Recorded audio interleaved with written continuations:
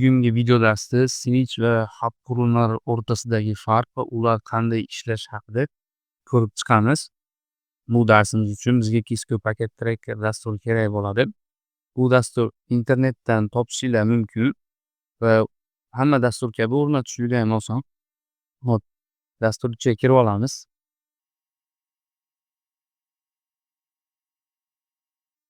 Dastur ishga tushdi. Dasturning ko'rinishi xuddi shunday bo'ladi. Pastki qismda bizga kerak bo'lgan qurilmalarni olishimiz mumkin. Xo'p, burchakka qarasanglar, network devices degan bo'lim bor. Xuddi shu yerdan switch va hub qurilmalarini olishimiz mumkin.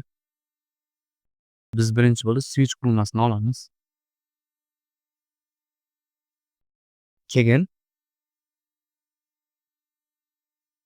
bizga kompyuter kerak bo'ladi. Bu yerdan xuddi o'sha bo'limning yonidagi bo'limdan devices bo'limidan qurilmalarda televizor, telefon, kompyuter, notebook shunga o'xshagan qurilmalarni olishimiz mumkin. Bizga hozir kompyuter kerak bo'ladi.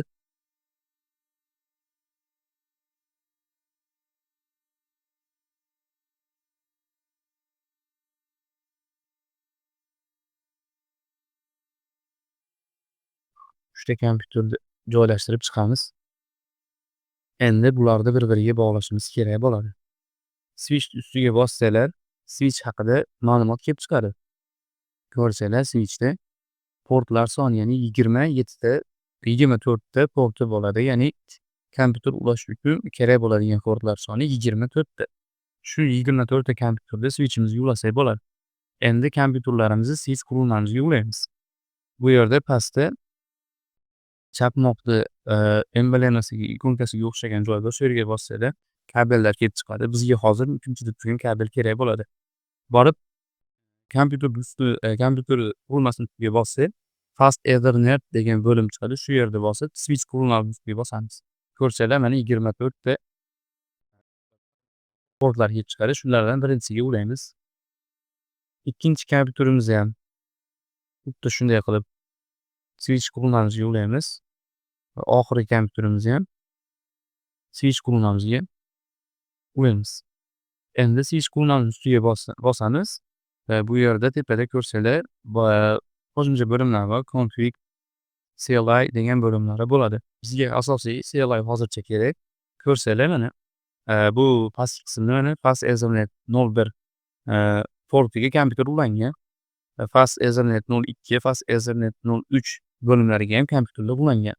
Agar sizlar 3-chi, yana 4-chi, 5-chi kompyuterlarni qo'shsanglar, shu yerdan yana qo'shimcha kompyuterlar qo'shilib, bu yerda yana boshqa portlar ko'rinib boradi.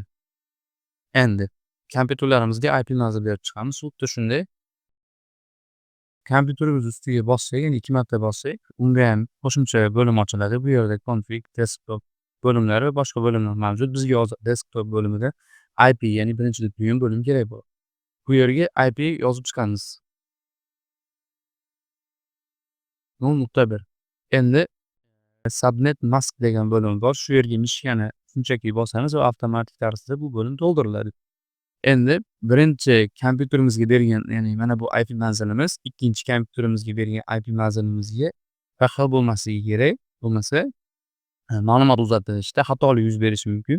Shuning uchun hammasiga alohida IP manzil berib chiqamiz.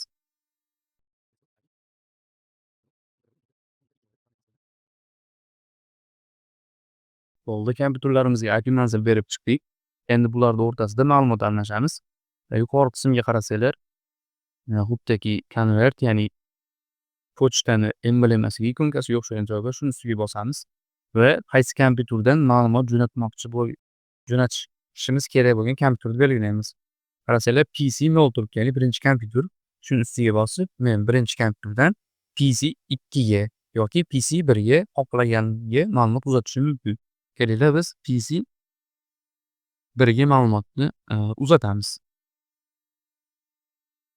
PC 1 ga ma'lumot o'tkazdik. Bu ilovani o'ng taraf burchagida yangi bo'lim qo'shiladi. Ya'ni bu yerda successful degan yozuv chiqadi. Bu ma'lumot almashuvimiz muvaffaqiyatli bo'lganini bildiradi. Agar sizlarda boshqa, ya'ni failed degan yozuvlar chiqadigan bo'lsa, ma'lumot uzatilishda xatolik yuz bergan bo'ladi. IP manzil shunga o'xshagan ulan kabellar ulanmasini bir ko'rib qo'yishlar kerak bo'ladi. Endi simulation bo'limiga o'tamiz. Simulation bo'limiga o'tib, bu tugmachani bossanglar qaranglar, mana ma'lumot uzatiladi va bu ma'lumot bu kompyuterimizga keladi. Mana endi xuddi shu ma'lumot switchimizga yana qaytib boradi va birinchi jo'natgan kompyuterimizga qaytib keladi.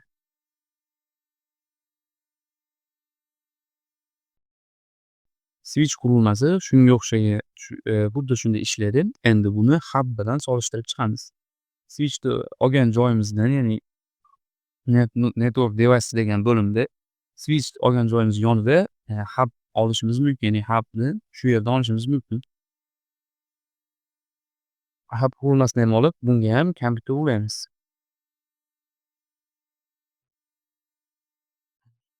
Hub qurilmasi ustiga bossak ham u haqida ma'lumotlar kelib chiqadi. Ko'rsalar, portlar soni bunda 6 ta, ya'ni sizlar maksimal 6 ta ular orasida yana hubga ulash kerak bo'lsa, yana hub qo'shishga hub qurilmasini qo'shishga to'g'ri keladi. Endi bunga kabellarini ham ulaymiz. Fast Ethernet bunga bosib, hub qurilmasining ustiga bosamiz.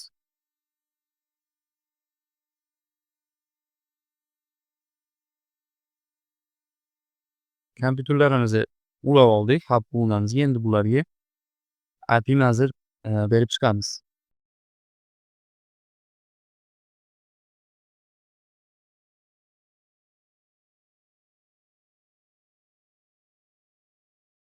IP manzillarini berib chiqdik.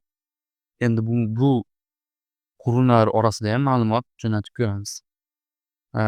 Yuqoridagi bu tugmani ustiga bosamiz va jo'natmoqchi bo'lgan kompyuterimizni belgilaymiz. Misol hozir men PC3 ya'ni 3-chi kompyuterdan PC5 ya'ni PC4 ya'ni 4-chi kompyuterga ma'lumot jo'natadi. Ko'rsanglar qassiyana bitta bo'lim qo'shildi. Bu ham successful bo'lib, ya'ni ma'lumot uzatilish muvaffaqiyatli bo'ldi. Simulation bo'limiga o'tib, xuddi shu tugmani bossanglar kuzatamiz. Hubga va switchga ma'lumot yetib keldi. Hub switchdan farqi, u har bir kompyuterga ma'lumotni yuboradi. Switch bo'lsa faqatgina kerakli bo'lgan kompyuterga jo'natadi. Endi ma'lumot qaytadi va hub yana hamma kompyuterga ma'lumotni sochib yuboradi. Mana switch bo'lsa ma'lumotni kerakli bo'lgan kompyuterda olib qoladi. Endi bularda farq sizlar tushunganinglardek, hub bilan switch farqi, hub har qanday ma'lumot qaysi kompyuterdan kelgan bo'lsa, o'zida ulangan kompyuterning hammasiga ma'lumotni sochib yuboradi. Switch bo'lsa, xuddi shu ma'lumotlarni faqatgina kerakli bo'lgan kompyuterlarda saqlab qoladi, ya'ni faqat o'sha kompyuterlarga jo'natadi. Endi ularning xususiyatlari o'rtasida farqlarni ko'ramiz. Ishlash prinsiplari ma'lumotni barcha portlarga uzatadi. Qaysi qurilmaga tegishli ekanligini bilmaydi. Sizlar ko'rganinglardek, hub qurilmasi barcha kompyuterlarga ma'lumotni jo'natadi.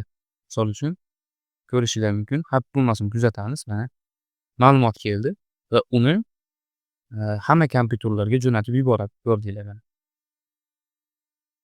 Endi bu kompyuterdan orqaga qaytsa ham, u yana hamma kompyuterlarga ma'lumotni sochib yuboradi.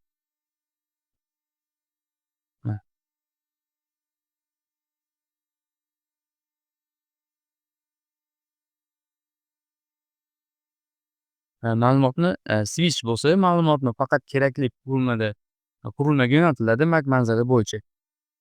Endi switch qurilmasini kuzatamiz. Xo'p, mana switch qurilmasiga ma'lumot keldi va bizga kerakli bo'lgan kompyuterning o'zigagina ma'lumotni jo'natadi. Hub bo'lsa, unga ulangan har bir kompyuterga jo'natadi. Ma'lumot qaytayotganda ham switch faqatgina ma'lumot yuborilgan kompyuterga uzatadi. Boshqa kompyuterlarga, ya'ni boshqa qurilmalarga ma'lumotni uzatmaydi. Ularning o'rtasidagi asosiy farq shulardan iborat va bilishimiz kerak bo'lgan yana bitta muhim narsalardan biri bu tarmoqdagi xavfsizlik bo'ladi. Hub qurilmasida tarmoq xavfsizligi har bir qurilma boshqa qurilmalarga yuborilgan ma'lumotlarni olishi mumkin. Ya'ni ko'rganimizdek, hamma qurilmalarga ma'lumotni uzatganda boshqa kompyuterlar ham u ma'lumotlarni olishi mumkin. Switchda bo'lsa, xavfsizroq, faqat kerakli qurilma ma'lumotni oladi. Ko'rganimizdek, switchda faqat yuborilgan, qurilma ma'lumotni oladi. Agar hozir, hub qurilmamizga yana bitta, kompyuter qo'shamiz va switch qurilmamizga ham yana bittadan kompyuter qo'shamiz. Endi bularniyam qurilmalarimizga ulab qo'yamiz.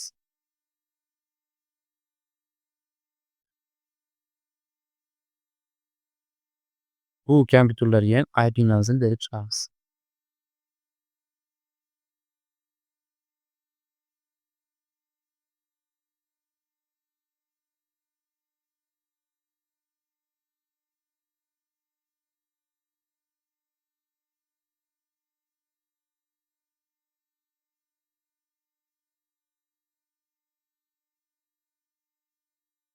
Endi ma'lumotlarni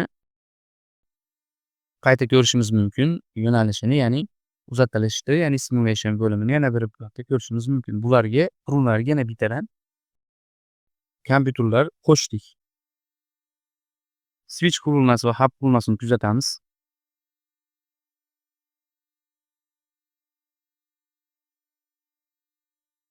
Ko'rib turibsizlar, switch qurilmasi faqatgina kerakli bo'lgan kompyuterga ma'lumot jo'natdi. Qo'shimcha kompyuter qurilmasi ham lekin hub qurilmasi bitta kompyuter qo'shganimizdan keyin shu kompyuterga ham ma'lumotni jo'natib yuboradi. Ko'rdinglar? Yana shu kompyuter bu kompyuterga ham ma'lumotni yuboradi. Biz tushunishimiz kerak bo'lgan asosiy narsalardan biri shu edi. Ya'ni sizlar tushundinglar degan umiddaman. Hub qurilmasi shu qurilmaga ulangan har bir kompyuterga yoki qanaqadir qurilmaga ma'lumot jo'natadi. Switch qurilmasi bo'lsa, u faqat MAC adresi bo'yicha, ya'ni IP adreslari bo'yicha kerakli bo'lgan